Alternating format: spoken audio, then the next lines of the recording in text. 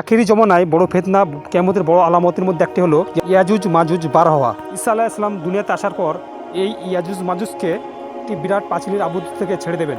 এরা কিন্তু পাঁচিল ভেঙে দলে দলে ঝাঁকে ঝাঁকে বেরিয়ে আসবে। এদের সামনে যারা পড়বে সকলকে কিন্তু মার্ডার করে দেবে এবং ইয়াজুজ মাজুজ সারা দুনিয়াতে ছড়িয়ে পড়বে এবং মানুষের ঘরবাড়ি সব ধ্বংস করে ফেলবে আল্লাহর হুকুমে। আর এই সময় ঈসা আলাইহিস সালাম তার সাথী সঙ্গীদের নিয়ে তুর পাহাড়ে চলে যাবে। আল্লাহ তাআলা ঈসা আলাইহিস সালাম তার সঙ্গীদেরকে একটা বেষ্টনীর মধ্যে আবদ্ধ করে দেবেন, যেখানে ইয়াজুজ মাজুজ পৌঁছাতে পারবে না।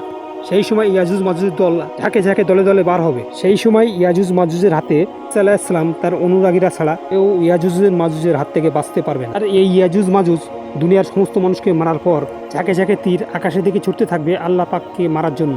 আল্লাহ তখন এদের গায়ে একরকম বোকা দেবেন, এরা সারা পৃথিবীতে মরে পড়ে থাকবে। তো ঈসা আলাইহিস সালাম তুর পাহাড় থেকে নিচে নেমে এসে দেখবেন দুনিয়াতে কোথাও পা রাখার জায়গা নেই, ইয়াজুজ মাজুজ লাশে ভরে আছে। তখন তিনি আল্লাহর কাছে দোয়া করবেন, তখন আল্লাহ ঝাঁকে ঝাঁকে লম্বা গলাওয়ালা পাখি পাঠাবে, তারা একটা করে লাশ মুখে করে নিয়ে চলে যাবে। পর দুনিয়াতে আবার শান্তি ফিরে চলে আসবে।